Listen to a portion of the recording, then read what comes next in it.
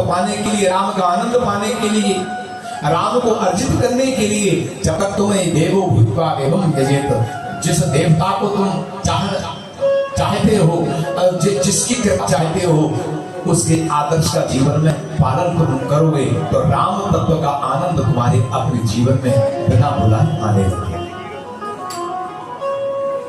तुम जिसकी उपासना करोगे वैसे बन जाओगे।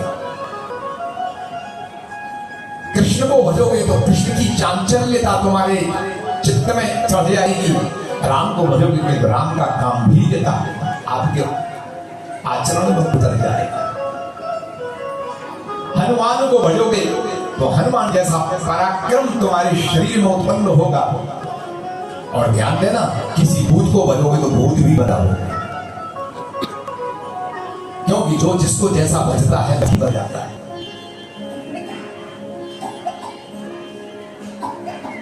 हमारी इस कथा का कवरेज कर रहे हैं हमारे जो आपकी राममोहन, क्या नाम, मनमोहन नहीं, मनमोहन मुझे बता रहे थे कि महाराज जी जब हम रामलीला करते हैं तो हम जब तक रामलीला चलती है तब तक स्टेज पर ही सोते हैं, घर पे नहीं सोते, और पूरे नियम के साथ में रामलीला करते हैं। तो जो भी रामलीला जितनी करते हैं वो भाव हमारे भीतर उतरता है। ये तुम्हारे शब्द,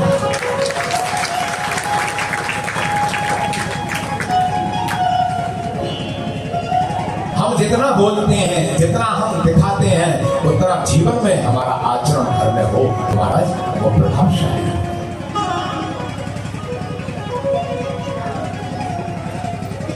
बहुत अच्छी बात है। तुमने वेश क्या धारण किया है, तुम वैसे घर पर भी बंद कर रहे हो। बोलिए हनुमान महाराज की जय। आशिक दीन राम प्रिय जाना, बोले हमारे महाराज की। आशिक दीन राम प्रिय जाना, और हो तात बलशील निधाना।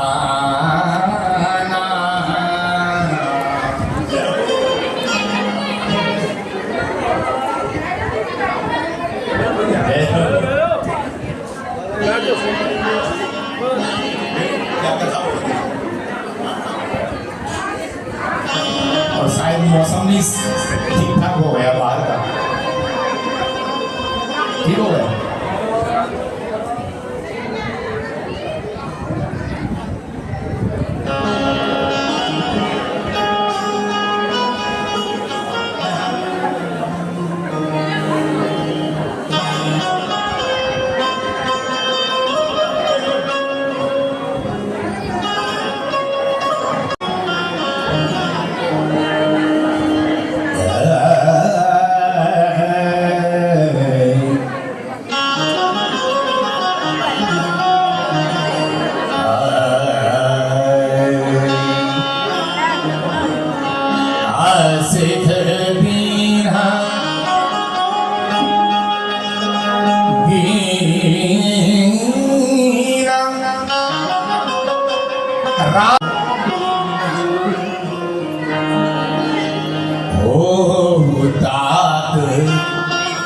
बलशील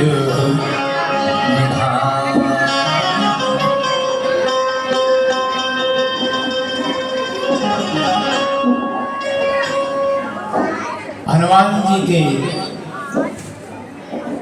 भाव को देख करके माता जानकी जी ने हनुमान जी के लिए आशीर्वाद दी कि ऐसे सुयोग अवसर पर, बिल्कुल ठीक सुयोग अवसर पर हमारे परम श्रद्धेय आदरणीय ऋषि परंपरा के, साधु परंपरा के रतन बहिरामपुर वाले महाराज स्वामी रामदास जी महाराज और ध्यानपुर पीठ के युवराज पद पर विभूषित श्री गोपाल दास जी महाराज और होशियारपुर से श्री राकेश दास जी, सतीश जी और हमारे आचार्य जी और ध्यानपुर से आए हुए सभी भक्तगणों का व्यासपीठ से सभी को सादर नमन, अभिनंदन, वंदन, स्वागत। महाराज समय जान करके आए हैं। समय जान, जो समय को जानता है वो साधक है। मानस में 3 प्रकार के लोगों की चर्चा है। विषयी, साधक, सिद्ध, सयाने, त्रिविध जीव जगदेव बखाने। विषयी वो है जिसको समय का बोध न हो। साधक वो है जो ठीक समय पर लक्ष्य बना करके काम करे, वो साधक है। और सिद्ध वो है जो ठीक समय पर आकर के सबको कृतार्थ करके यहाँ सिद्ध के रूप में आप बता रहे हैं। आपका बहुत बहुत अभिनंदन स्वागत। और आज की कथा महाराज रात में 10 बजे तक चलेगी। बोलो तैयार हो गया? कितने लोग तैयार हैं? भगत तैयार है महाराज, आपको तैयारी होनी पड़ेगी।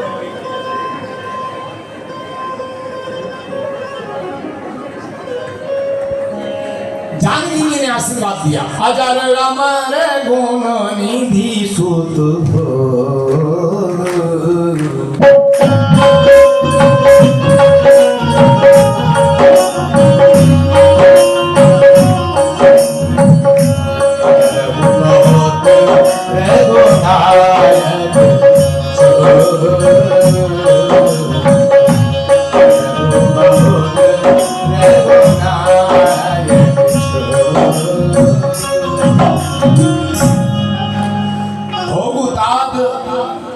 गुणशील निराश सारे गुणों से युक्त हनुमान जी को ऐसा आशीर्वाद माता जानकी जी ने दिया, जो धरती पर जब से सृष्टि की रचना हुई है और अंत काल तक जब तक सृष्टि रहेगी, ऐसा आशीर्वाद हनुमान को छोड़ करके सृष्टि में किसी को भी नहीं मिलेगा। श्री हनुमान जी को ऐसा प्रकृति मौन हो गई वहां। लेकिन इतने बड़े आशीर्वाद को पाकर के भी हनुमान जी संतुष्ट नहीं हुए, तो माता जी आगे बोले, अजर अमर, तुम अजर हो जाओ, कभी बूढ़े ना हो, अजर हो जाओ, अमर हो जाओ, अमर हो जाओ। गुण निधि, सारे गुण तुम में आ जाए हनुमान, गुण निधि सुत हो। तब भी हनुमान जी प्रसन्न नहीं हुए। लेकिन अगला वाक्य कहा, करऊ सदा रघुनायक छो, श्री राम तुम्हारे ऊपर कृपा करें, राम कृपा करें। यह वाक्य सुनते ही हनुमान जी नाच उठे और बोले कि मां अब कृत शब्द बहुत विशिष्ट शब्द है। कृत का तात्पर्य यह है कि अब कुछ करने के योग्य बचा ही ना कुछ पाने के योग्य बचा और ना अब कुछ लेने के योग्य बचा। माँ, इससे बड़ी वस्तु ना तो आप मुझे दे सकती और ना मैं पा सकता। अब मैंने सब कुछ पा लिया। और बोलते बोलते हनुमान जी बात संवाद करते करते एक ऐसी बारापन जैसी बात कर देते हैं कि सुनो माता, बहुत अच्छे हो माता, मुझे भूख लग रही है। इतना अच्छा संवाद चल रहा हो और उसी समय कोई कह दे सुनने वाला कि मुझे भूख लग रही, तो बड़ी विचित्र बात है। लेकिन हनुमान जी की भूख बड़ी ही विचित्र है। भूख सबको लगती है, चाहे ज्ञानी हो चाहे अज्ञानी हो, सबको लगती है भूख। श्री हनुमान जी की भूख कुछ विचित्र है। ज्ञानी को ज्ञान की भूख लगती है, तपस्वी को तपस्या की भूख लगती है, शरीरधारियों के लिए रोटी की भूख लगती है। सबकी अपनी अपनी भूख, और ये भूख का ही परिणाम है कि दुनियादारी में जितना ये कार्यकलाप हो रहा है वो केवल भूख का है। किसी को बुद्धि की भूख है, किसी को मन की भूख है, किसी को चित्त की भूख है और किसी को शरीर की भूख है। और भूख तो उसकी श्रेष्ठ है जिसको परमात्मा से मिलने की आत्मा की भूख है। श्री हनुमान जी महाराज ने माता जी के आशीर्वाद से अशोक वन को उजाड़ करके फल खाए और कछु मारस कछु मरदसी कछु मिलियसी कि कितनों को मारा, कितनों को उजाड़ा, कितनों को उखाड़ा। महाराज ये सब हनुमान जी ने बड़े योजनाबद्ध तरीके से किया है। रावण के पास समाचार पहुंचा है, अक्षय आया, अक्षय का अक्षय किया और मेघनाथ ने ब्रह्मपाश में बांधकर हनुमान जी को ले गए। हनुमान जी ने रावण का वैभव देख करके कहा कि यदि तू धर्मात्मा होता तो जब तक ये सृष्टि रहती तब तक तेरा ही राज्य है। लेकिन रावण जैसा कितना भी ऐश्वर्यवान, बलवान, ज्ञानवान, धनवान, कैसा भी रावण जैसा हो, यदि वह विद्यावान और धर्मवान नहीं है तो रावण के वंश की भी क्या विनाश हुआ है इसका इतिहास साक्षी। नाम और कीर्ति अमर उसी की होती है जो धर्म पर चलता है। राम और रावण का युद्ध किसी जाति का युद्ध नहीं था, किसी वर्ग विशेष का युद्ध नहीं था, किसी देश और विदेश का युद्ध नहीं था, किसी संप्रदाय का युद्ध नहीं था। राम रावण का युद्ध वैचारिक युद्ध था। ये धर्म और अधर्म के बीच का युद्ध था और परिणाम ये हुआ कि धर्म की विजय हुई, अधर्म परास्त हुआ और राम का राज्य स्थापित।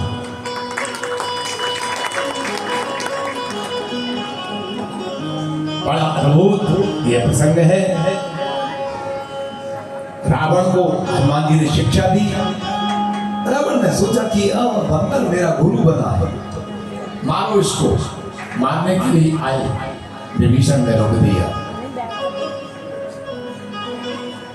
बोले दूत को मृत्यु दंड नहीं देना चाहिए, कुछ और दंड दे दो। विचार किया कि क्या दंड दिया जाए। बोले एक काम करो, अंग भंग कर फट यही बंदा, इसके अंग भंग कर दो। अंग भंग मानी कोई अंग काट दो। अब हनुमान जी ने सोचा कि अंग भंग की रावण ने आज्ञा तो दे दी, लेकिन किसी अंग विशेष का नाम नहीं लिया कि क्या काटे, हाथ काटे कि पैर काटे कि नाक काटे कि कान काटे। कहीं रावण को अपनी बहन शूर्पणखा की याद आ जाए और वो कह दे कि इसके स्वामी ने हमारी बहन के नाक कान काटे तो बंदर के भी नाक कान काट दो। तब हनुमान जी ने विचार किया कि रावण के हाथ से नाक कान कटवा करके लौटना तो बुरी बात होगी भाई। हम नाक तो नहीं कटवा सकते, लेकिन हमारी पूंछ भले ही कट जाए। तो हनुमान जी महाराज ने बड़ा नाटक किया, अपनी पूंछ पीछे से आगे की और उस पर हाथ फेरने लगे, सिर से लगाने लगे, बार बार आंखों से लगाने लगे, चूमने लगे। तो रावण देख रहा है कि अरे अरे समझ गया कि कब के ममता पूंछ पर। इस बंदर को अपनी पूंछ पर ज्यादा ही ममता है, इसी पूंछ में। तो ऐसा भी कह सकता था कि पूंछ ही कटवा दो, लेकिन रावण की बुद्धि पर सरस्वती बैठ गई और वो कहने लगा तेल और पट बांध पूरी पावक देव लगा, कपड़े लपेटो, तेल डालो और आग लगा दो। हनुमान जी ने विचार किया कि आग लगाने की बात राम जी तो नहीं कह पाए थे, लेकिन त्रिजटा ने स्वप्न के माध्यम से जरूर बता दिया था कि सपने बानर लंका जा। तो मैं तो विचार कर रहा था कि बानर तो मैं ही हूँ, लंका मुझे जलाना है, कहाँ से तो मैं कपड़ा लाऊंगा, कहाँ से घी तेल और आग लाऊंगा, आग लगाऊंगा और कैसे लंका को जलाऊंगा। लेकिन धन्य है प्रभु, आपने बड़ी प्रबंध कर दिया। अरे रावण की लंका, रावण का तेल और रावण का कपड़ा और रावण की आग और रावण की लंका, हमको क्या करता है? कोई भी विकार जब राम के विरुद्ध होता है तो उसके विचार ही उसके विनाश का कारण बनते हैं। और कथा तो कथा है, हनुमान जी ने लंका जला दी, पूंछ को बुझा करके राम जी के जानकी जी की शरण में आए। जानकी जी से कहा कि मां मुझे कुछ चिन्ह दीजिए। उन्होंने चूड़ामणि उतार कर दिया। चूड़ामणि को लेकर राम जानकी को समझाकर श्री हनुमान जी वापस आए हैं। समुद्र की लहरों को लांग करके आ गए। जय जयकार हुआ, बोली हनुमंत लाल महाराज की। सबको संवाद सुनाया और श्री राम जी के पास पहुंचे हैं। जामवंत जी ने हनुमंत चरित्र राम जी को सुनाया। बहुत आनंद आया। हनुमान जी को गले से लगा लिया और कहा कि हे कभी मैं तुम्हारे इस ऋण से कभी पूर्ण नहीं हो सकता। हनुमान जी को अपने चरणों की भक्ति प्रदान की है। और भगवान ने कहा कि अब विलंब मत करो। सैन समेत जथा रघुवीरा उतरे जाई बारन तीरा। सेना के सहितो मेरे प्रभु श्री राम जी समुद्र के किनारे आ गए हैं। और विभीषण रावण का भाई भगवान से मिलता है। भगवान ने 3 दिन विभीषण के कहने से समुद्र के किनारे व्रत किया। और जब उसका कोई प्रभाव नहीं पड़ा तो मेरे श्री राम जी ने धनुष चढ़ाकर के समुद्र को शिक्षा प्रदान की।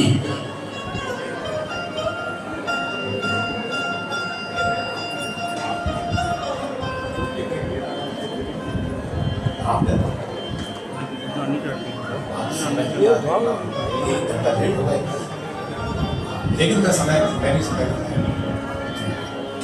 बोली रामचंद्र भगवान की।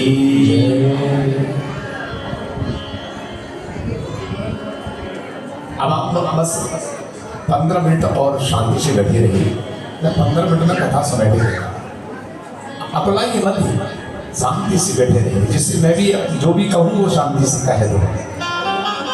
कथा तो आप सब जानते हैं और इस कथा के लिए 7 दिन में हमने 3-3 घंटे लगातार कथा करी। फिर भी महाराज 7वें दिन आज कहाँ केवल संवाद से कथा शुरू की। 7 दिन में भी बालकांड नहीं निपटा पाए। एक हरि कथा अनंत है, इसको कहाँ तक गा सकते। जितनी क्षमता किसी में हो उतना गाता चला जाए। और मेरे जीवन में तो कोई एक विषय भी पूरा नहीं हो सकता महाराज। ये कथा ऐसी आप में सुनने की हिम्मत हो तो एक चरित्र को ही आप 7 दिन तक सुनते रहे। हमारी कथा कभी पूरी नहीं हो सकती। श्री राम तो मैं कथा कहाँ कह रहा था। अरे कथा तो ऐसी है महाराज, ज्यादा से ज्यादा 1 मिनट लगे और सब जानते हैं। आप राम जी की कथा को जानते हैं कि नहीं जानते? बोलो बोलो, जानते हो? जब जानते हो फिर क्यों सुन रहे हो भाई? जो आप जानते हैं फिर क्यों सुन रहे हो? क्योंकि वो कथा ही ऐसी है कि जानने के बाद भी सुनने में जो रस प्राप्त होता है वो जानने में भी प्राप्त नहीं होता। इसकी बात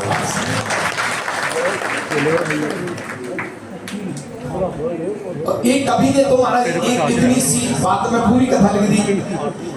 एक राम, एक रावण ना, एक क्षत्रिय, एक ब्राह्मण ना। उनने उनकी नारी चुराई, उनने इनसे करी लड़ाई। बात का बन गया बातन ना और तुलसी लेके भोजन ना, हो गई कथा। यही तो राम। इतनी छोटी सी कथा को फिर 9 दिन तक गाया जाता है और लगातार 3-3 घंटे तक गाया जाता है। इसके बाद भी तृप्ति नहीं होती। यही राम की विशेषता है, तृप्ति नहीं होती। आप कथा सुनने के बाद में आपकी तृप्ति ना हो तो समझो आपका सुनना और मेरा सुनाना सफल हो गया। तृप्त होने की जरूरत नहीं है। तो आइए मैं इसी भाव से अब बहुत संक्षिप्त में आपको ले जाता हूँ। सेतु का बंधन किया और उसमें रावणाचार्य को बताया, जिसको पूर्व में मैंने आपको ये भाव सुना ही दिया था। सेतु बंध रामेश्वर की स्थापना हुई। बोलिए रामेश्वरम भगवान की। सेना उस पार हुई है और एक बार मेरे प्रभु श्री राम जी ने रावण के लिए एक चांस और दिया कि रावण अभी भी तुम समझ जाओ तो कोई बात नहीं है, अभी भी तुम संधि प्रस्ताव स्वीकार करके सीता को वापस कर दो, मैं तुमसे युद्ध लड़ना नहीं चाहता। लेकिन रावण कहाँ मानने वाला था। वो स्वामी जी कहते हैं, की से लगाई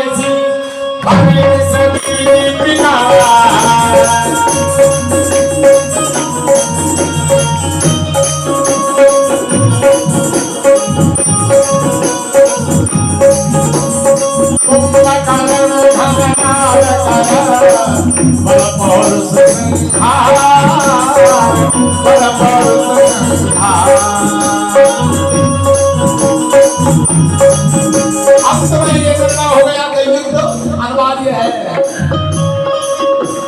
सेना टूट पड़ी, रावण की सेना और राम की सेना में भव्य युद्ध हुआ और ये लगातार युद्ध होते होते महाराज रावण की सेना खत्म होने लगी। कुंभकर्ण नाम का बहुत बलशाली रावण का भाई मारा गया, मेघनाद मारा गया। बड़े बड़े योद्धा धराशायी हो गए।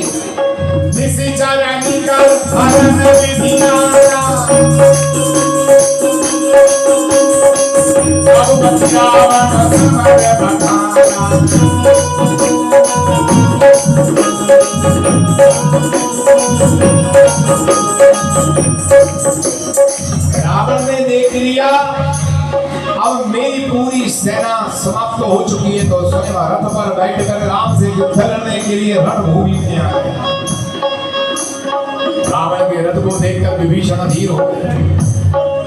भगवान, रावण के पास रथ है और आप पैदल हैं। राम ने कहा कि विभीषण, ये लोहे और काठ के रथ से नहीं लड़ा जाता, जिसके पास धर्म का रथ होता है उस पर जो योद्धा बैठता है उसकी विजय प्राप्त होगी। मेरे पास धर्म का ही रथ है और इसके पास में लोहे का, सोने और चांदी का, वज्र का, इसलिए आप चिंता मत करो। भगवान राम ने रावण का संहार किया। तीस तीर रघुवीर पाए, मुझे समेत काज प्रभुआए।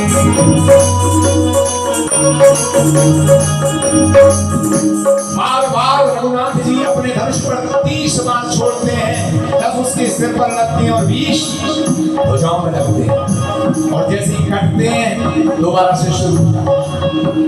रावण को कई बार काटा गया लेकिन जो के तो हो जाता है।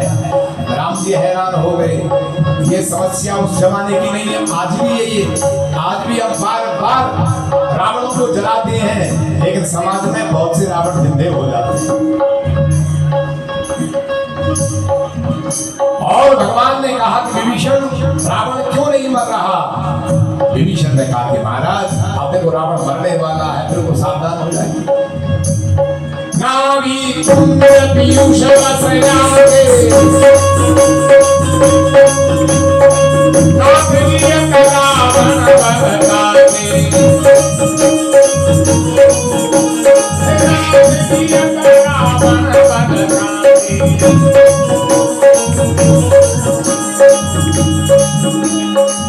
विभीषण ने कहा कि इसकी नाभि में अमृत का कुंड है, जब तक ये अमृत का कुंड रहेगा तब तक रावण जीवित बना रहेगा।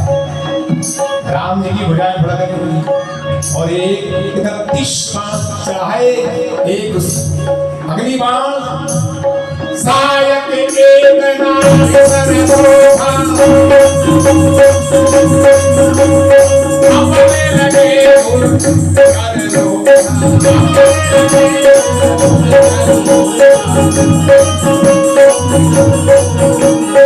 राम जी का पहला बाण अग्निबाण रावण की नाभि पर जाकर लगा, उसका अमृत छूट गया। 10 बाण 10 शीश पर लगे, 20 बाण 20 भुजाओं पर। रावण का रुंड नाचने लगा और राम ने एक बाण छोड़ा, नाचता हुआ डोली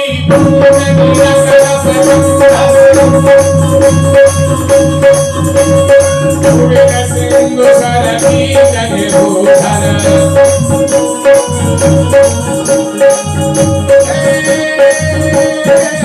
रावण मंदोदरी शोका आदि विभीषण देवर शोका आदि विभीषण देवर शोका आदि विभीषण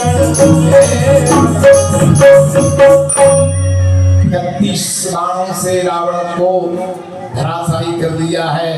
रावण का पूरा रुंड प्रचंड उस रणभूमि में घूमता हुआ देख रहा है कि वानरों की संख्या कहाँ है, वहां गिरूं। लेकिन मरते मरते हजारों वानरों को दाब करके मर गया और आखिर में कहता है, कहाँ राम रणहतो पचारी, राम कहाँ है, मैं उसको मारूंगा। मरते वक्त उसके मुख से राम नाम निकला। भगवान शंकर जी का चेला है। शंकर जी ने कहा कि चलो चेले ने मरते वक्त मेरे राम का नाम तो ले। कभी भी रावण ने अपने जीवन में राम का नाम नहीं लिया।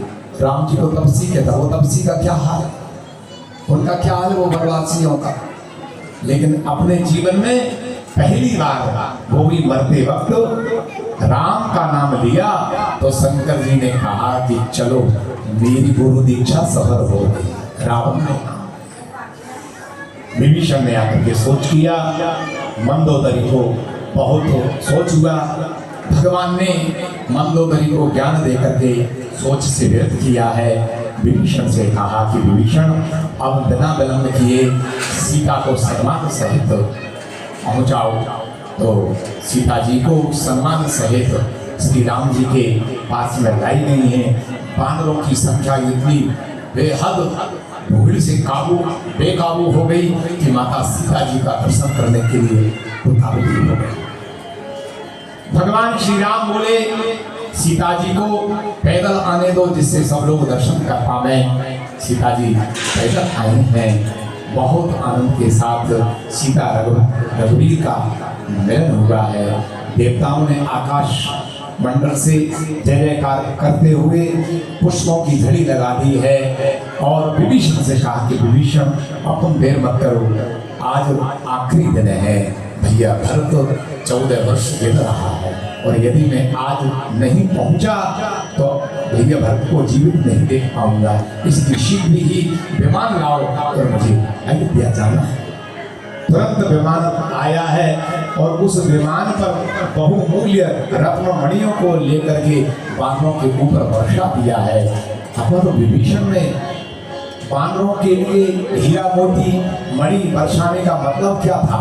केवल इतना था कि प्रभु ये संपदा मेरी नहीं है, संपदा आपकी है, इसमें मेरा कुछ नहीं है, इसलिए इससे मुझे कोई मोह नहीं। इतनी सुंदर वहाँ व्यवस्था की। भगवान राम सीता जी पुष्पक विमान पर बैठे। सभी वानरों से कहा कि हे मेरे सखाओ, तुमने युद्ध में मेरा बहुत सहयोग प्रदान किया। अब चलो मैं तुम्हारे लिए अयोध्या सबको ले चलता हूँ। बैठो विमान पर। और विमान पर बैठे महाराज सब लोग जय जयकार करने लगे और विमान उड़ चला अयोध्या की पावन धारा की ओर। चलते विमान कुलाहल हो, जय रघुवीर घनी सब कोई।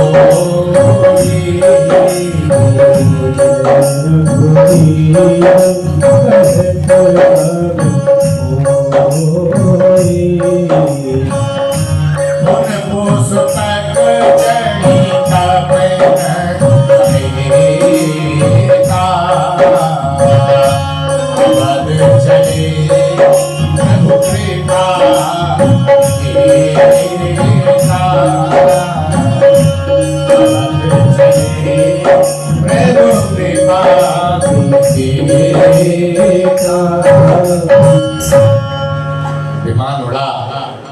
रंगभूमि का दर्शन करते ही भगवान श्री राम सीता जी को पूरी रणभूमि का दर्शन करा रहे हैं। सीते, यहाँ मैंने रावण का वध किया, यहाँ कुंभकर्ण मारा गया, यहाँ मेघनाथ मारा, यहाँ सेतुबंध रामेश्वरम की स्थापना हुई, सबकी जय जयकार हुई है और विमान उड़ता हुआ प्रयागराज की धरती पर आया। भरद्वाज ऋषि के आश्रम में जाकर राम जी ने सबका संवाद सुनाया और फिर विमान से हनुमान जी महाराज से कहा कि हनुमान अब अयोध्या निकट है, तुम शीघ्र ही आकाश मार्ग से अयोध्या में जाकर के मेरे भैया भरत को मेरे आने का संवाद कह दो, जिससे उसको संतोष। प्रभु भरद्वाज जी से के आश्रम में बात कर रहे हैं और हनुमान जी महाराज तुरंत वहां से चल करके अयोध्या आए। आज 14 वर्ष का आखिरी दिन है। भरत एक एक क्षण राम के चिंतन में लगा है। एक तरफ तो भरत के प्रेम का अगाध समुद्र है और दूसरे तरफ भरत के वियोग का अगाध समुद्र है। अब देखो ये दोनों समुद्रों में से कौन सा समुद्र कौन से समुद्र में समा जाता है। भरत जी मानो वियोग के समुद्र में डूबने ही वाले थे, इतने में ही श्री हनुमान जी मानो एक जलयान बन करके डूबते हुए व्यक्ति को जिस तरह से बचा लेते हैं, ऐसे ही श्री हनुमान जी महाराज ने सुंदर बात जासु बरह सोचहु दिन राति, जिसके विरह में तुम दिन रात सोच रहे हो। हनुमान जी ने ब्राह्मण का वेश धारण किया। भरत जी चरण पादुका को लेकर के मानो चरण पादुका के चिन्हों को लेकर के राम जी को मान करके कह रहे हैं कि प्रभु यदि आज आप नहीं आए तो मुझे सप्त धर्म की शपथ है कि मैं अपने शरीर को अग्नि में जलाकर बश। भरत जी ने उसके पूर्व में ही अपनी चिता को बना करके तैयार कर लिया। आपके ना आने पर महाराज मुझे एक क्षण की भी देरी सहन नहीं। श्री हनुमान जी मानो जहाज का रूप धारण करके एक ब्राह्मण के वेश में भरत जी से कहते हैं, जिसकी चिंता में आप दिन रात मग्न होते हैं। देवप्रभु श्री राम जी रावण का वध करके भैया लक्ष्मण को लेकर के सीता जी सहित कुशल से अयोध्या। मानो मानो मरे हुए को पुनः प्राण दान मिल गया हो। कानों में अमृतमयी वाणी को सुनकर के भरत जी मानो चैतन्य हो गए और कहा कि भैया तुम कौन हो, तुम अपना नाम बताओ, मुझे परम प्रिय वचन सुनाने वाले तुम कौन हो। हनुमान जी बोले, मारुत सुत मैं कभी हम मैं मारुति नंदन हनुमान, आपने मुझे पहले से देखा। और हनुमान जी की स्वरूप को देख करके गले से हनुमान तुमने मेरे प्राण बचाए। सबसे पहले तो ये कहोगे मेरे राम कैसे। प्रभु आप धैर्य धारण कर, आपके राम पूरी लंका पर विजय प्राप्त करके माता सीता जी के साथ लक्ष्मण को लेकर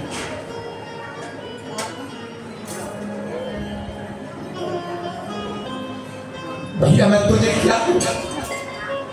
आज तेरी इस वचन से आज भरत नगरी नहीं हो सकती। बार बार भरत जी हनुमान जी को पहले से कहा।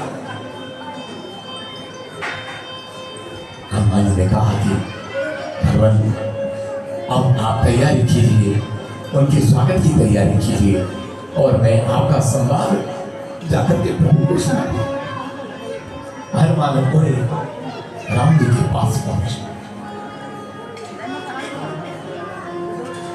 भरत जी गुरु आश्रम में आए, राम जी के आने का समाचार सुना। पूरी अयोध्या मानो पूरे समुद्र में लहरें जल की उठती हैं। ऐसी नर नारी वृद्ध नर नारी सब राम के दर्शन करने के लिए अपने अपने घरों से निकल करके बाहर राम का श्री राम का विमान उड़ करके केवट के घाट पर पहुंचा। केवट दौड़ता हुआ आया, प्रभु आप आ गए, मैं आपकी 14 वर्ष से प्रतीक्षा कर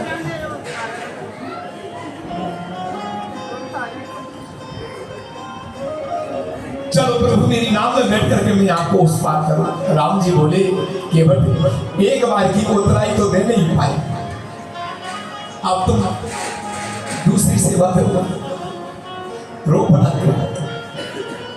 प्रभु ने कहा कि केवल तुमने मुझे नाव में बिठाया था, तो अब ये राम तुम्हें विमान पर बिठा कर दिया ही था। बैठो, केवल को विमान पर बिठाया। श्री राम का विमान आकाश मंडल को घेरते हुए अयोध्या की भूमि पर बढ़ाने लगा। लोगों की जय जयकार हुई। बोलो रामचंद्र भगवान की। दोनों हाथ ऊपर उठा करके राम का दर्शन कर रहे हैं। प्रभु आओ, प्रभु आओ, प्रभु आओ,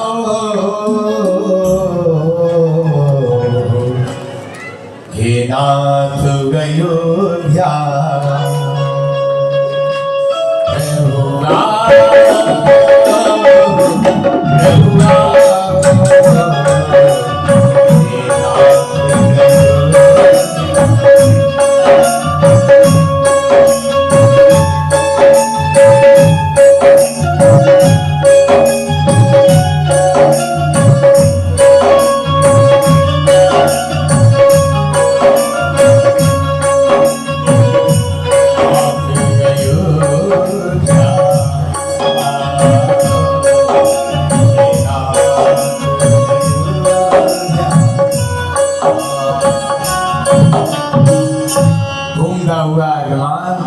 सबसे पहले अयोध्या का परिक्रमा लगाता है। भगवान अपनी जन्मभूमि की प्रशंसा करते हुए वानरों को अपनी अयोध्या नगरी बताते हैं। और जब विमान उतरा तो भरत का समाज भक्त रोते दौड़ते हुए राम का दर्शन करने के लिए। राम जी ने भरत को देखा, भरत ने राम को देखा। जब दोनों का मिलन हुआ तो लोगों ने दोनों को देखा तो समझ नहीं पा रहे कि कौन राम है और कौन भरत है।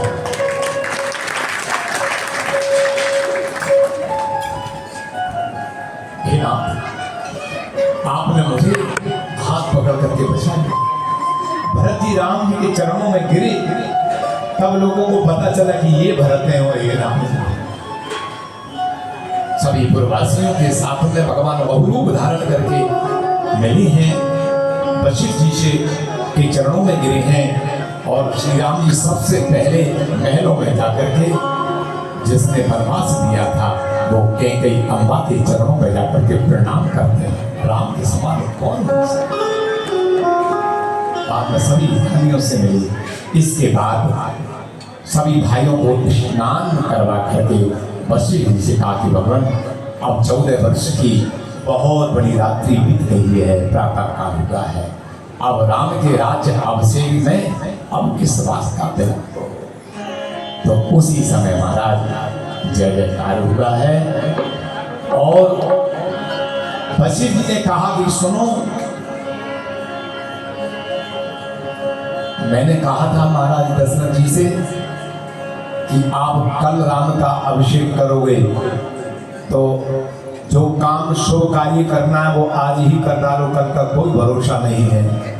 महाराज दशरथ जी ने कल का भरोसा किया तो परिणाम ये है निकला कि 14 वर्ष राम वन को चले गए। इसीलिए अब कल का भरोसा मत करो, जो भी करना है वो आज ही करो। और वशिष्ठ जी के कहने से सुंदर सारी औषधियाँ और पूरे तीर्थों का जल और श्री राम को राज्य आसन पर बिठाने के लिए सुंदर दिव्य स्वर्ण सिंहासन का आह्वान किया। आज अयोध्या को दुल्हन की तरह सजा दिया गया है। बड़े आनंद के साथ में पूरा अयोध्या आनंद मग्न है।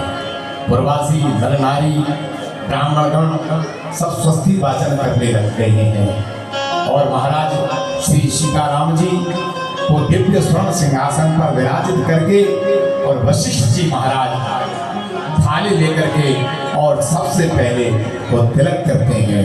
आइए महाराज जी राम राज्य अभिषेक की घोषणा करेंगे और तैयारी करेंगे और सब मेरे साथ में गा रहे हैं। राजा राम राम राम सीता राम राम राम राजा राम राम राम सीता राम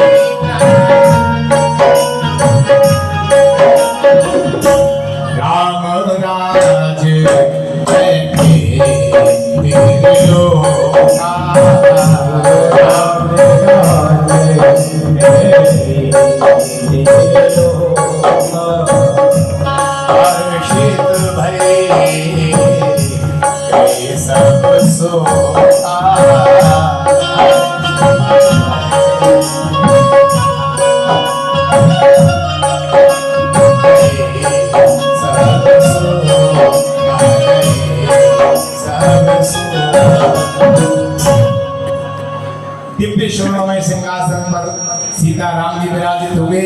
गुरु वशिष्ठ जी ने तिलक किया, ब्राह्मणों ने स्वस्ति वाचन किया। हरि ओम स्वस्ति न इंद्रो वेदस्रवाः स्वस्ति नः पूषा विश्ववेदाः स्वस्ति नस्तारक्षो अरिष्टनेमिः स्वस्ति नो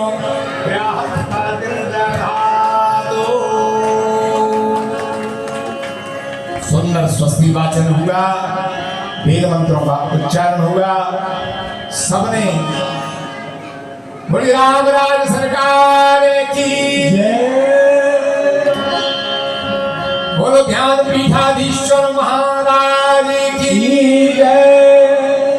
महाराज राम राज्य की आपको बहुत बहुत बधाई हो, बधाई हो, बधाई हो।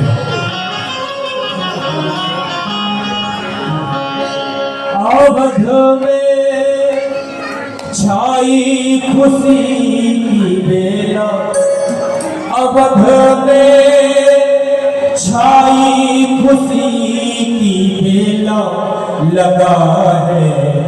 अयोध्यापुरी में मेला लगा है, अयोध्यापुरी में मेला। अवध में छाई खुशी की बेला लगा है, अयोध्यापुरी में मेला लगा है, अयोध्यापुरी में मेला।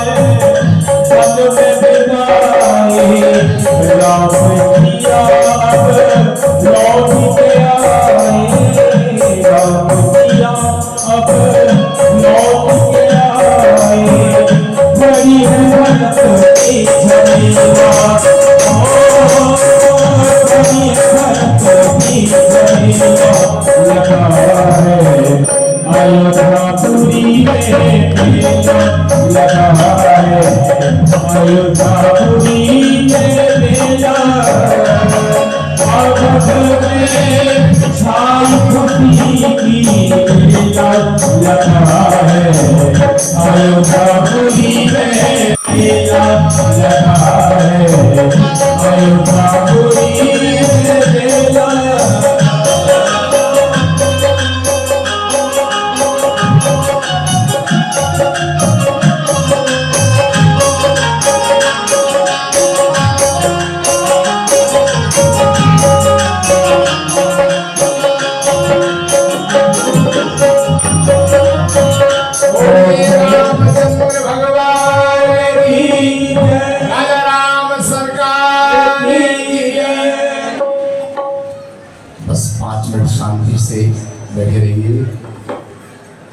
अयोध्या में राम राज्य हुआ। सभी नर नारी परस्पर प्रेम करते रहे। राम राज्य की घोषणा क्या है? आपस में परस्पर प्रेम करना, यही राम राज्य है। कलानौर की पावन भूमि पर इस पावन पुण्यवास में ध्यानपुर पीठ के तत्वाधान में सप्तदिवसीय श्री राम कथा राम राज्य के इस पड़ाव पर विश्राम ले रही है। तब इस भूमि से यह कथा जो गाई गई वो निश्चित रूप से आप सभी के हृदय में, सभी के परिवारों में, समस्त क्षेत्र में और सभी भक्तजनों के हृदय रूपी अयोध्या में राम राज्य की स्थापना हो, ऐसी शुभकामना के साथ प्रभु के चरणों में मैं प्रार्थना करूं कि आपने बहुत शांति से कथा का श्रवण किया। मुझे सुनाने में बहुत अच्छा लगा। होशियारपुर में जो कथा हुई उसके आनंद को तो क्या कहना है। आज हमारे प्रिय राकेश दास जी, सतीश जी भी गवा रहे हैं और यहाँ भी आपने जो कथा सुनी बहुत शांति से, मुझे इतना विश्वास नहीं था कि गांव में आप इतनी अच्छी कथा सुन लेंगे। आपका बहुत बहुत आभार करता हूँ। हमारे आदरणीय गोपाल जी, आदरणीय श्री जगदीश प्रसाद जी और इनके साथ में आए हुए सभी भक्तजनों का मैं बहुत बहुत आभार व्यक्त करता हूँ। और सबसे बड़ी बात यह है कि 7 दिनों में जो कुछ भी कहा है उसमें आपको कोई भी एक बात यदि पकड़ लें, जीवन में उतार गया, तो मेरा कहना आपका सुनना सार्थक हो जाएगा।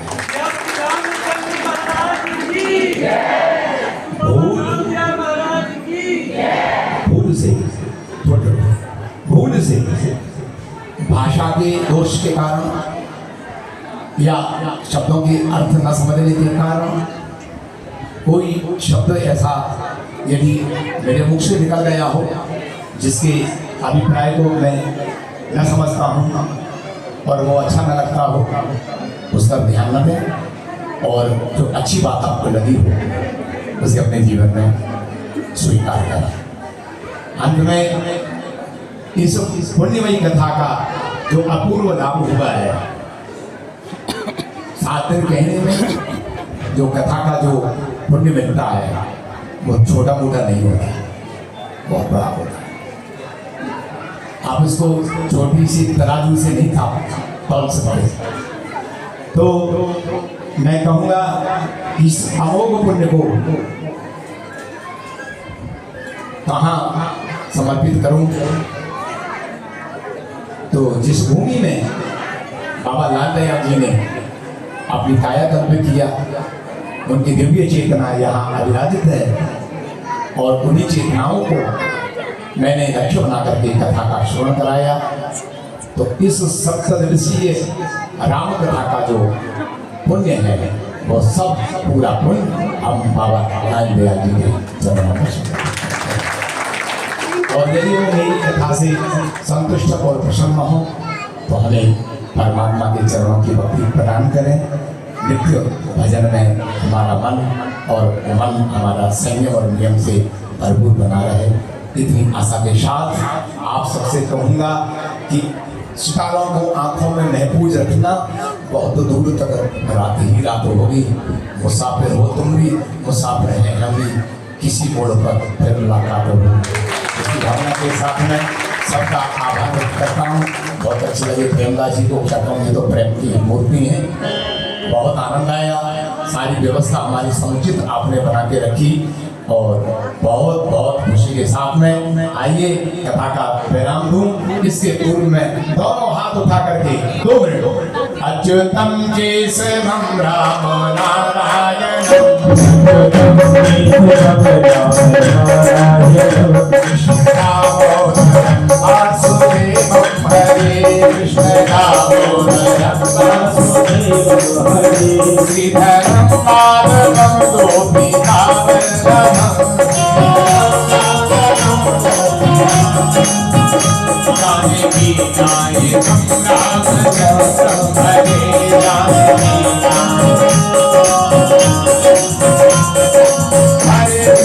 हरे कृष्णा कृष्णा कृष्णा हरे हरे हरे कृष्णा कृष्णा कृष्णा हरे हरे हरे राम राम राम हरे हरे हरि ओम राम राम हरे हरे हरे कृष्णा कृष्णा कृष्णा हरे हरे हरे कृष्णा कृष्णा कृष्णा हरे हरे हरे राम राम राम हरे हरे हरे राम राम हरे हरे हरे कृष्णा कृष्णा कृष्णा हरे हरे हरे कृष्णा कृष्णा कृष्णा हरे हरे हरे राम राम राम हरे हरे हरे राम हरे हनुमान महाराज की कथा विसर्जन होत है। सुनो वीर हनुमान राम लखन सीता सहित सदा करहु कल्याण। श्री हनुमंत बाबा की आइए भाव सहित आरती।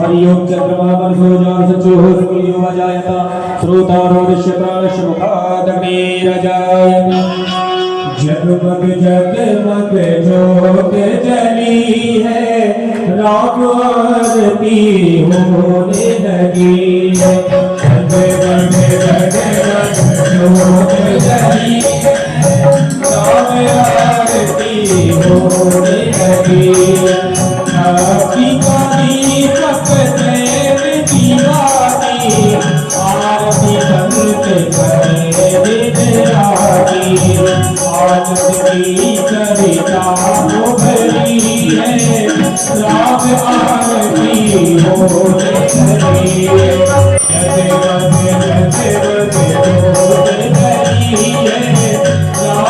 आरती होने लगी है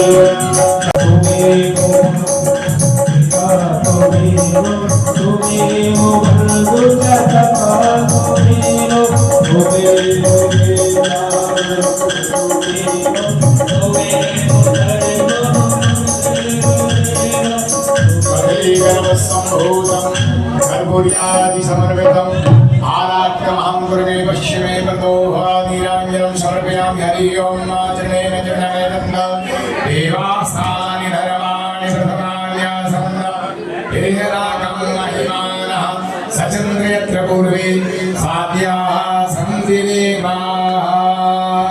ॐ दासरथाय विद्महे सीतावल्लभाय धीमहि तन्नो रामः प्रचोदयात्।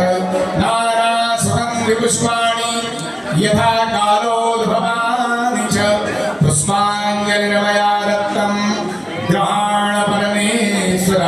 श्री सीतारामाभ्यां नमः। सकलोपचारार्थे इदं मन्त्रपुष्पाञ्जलिं समर्पयामि।